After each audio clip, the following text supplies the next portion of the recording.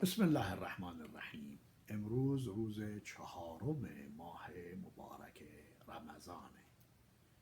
دعایی که هر روز از رسول اکرم وارد شده، هر روز یه دعای 2 خطیه، دعاها مفصل نیست. این دعا را ابن عباس نقل میکنه از پیغمبر اکرم.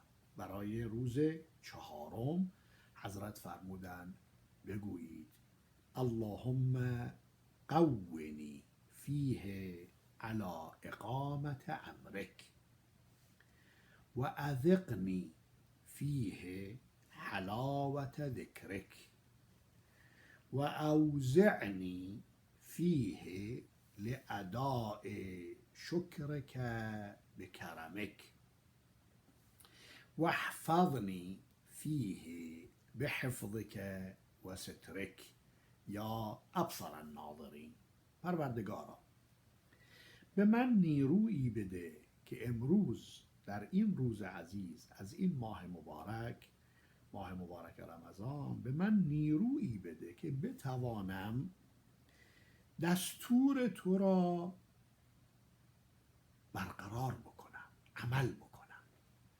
اقامت امرک، اقامه برپا داشتنه، عمل کردنه. اگر ما خودمون رو بتونیم آماده بکنیم که هر روزی قانونی از قوانین خدا را اجرا بکنیم. خدا قوانین بسیار زیادی داره، تمام این قوانین به نفع بشریته.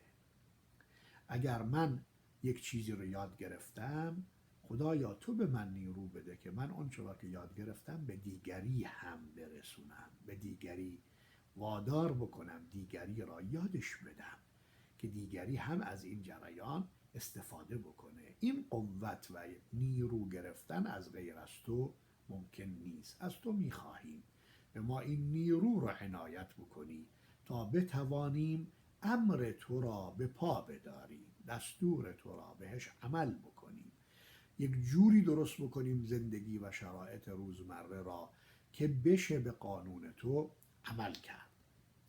و اذقنی فیه، و به من بچشان در این روز عزیز و این ماه مبارک حلاوت ذکرک. ذکر خدای شیرینیایی داره. حلوا دهن آدم شیرین نمیشه، اما اگر کسی با ذکر خدا مأنوس شده باشه، مانند کسی است که عسل خوب رو تشخیص میده. اگر شیره براش بیارن، این میفهمه شیره است و نمیخوره. ببینید زنبور عسل هنگامی که شکر جلوش میگذارن یک جور برداشت میکنه و هنگامی که شیره گل رو میتونه بمکه یک جور دیگه برداشت میکنه. چون زنبور عسل رو در وقتی که گل نیست این رو در یک جای خودش زندان میکنن، نگه میدارن، درها رو میبندن. این چاره ای نداره جز اینکه از شکر بهره گیری بکنه. اما اگر اینکه درها باز باشه، قانون طبیعت وادارش میکنه که حرکت بکنه و بره و شیره گل را بچشه.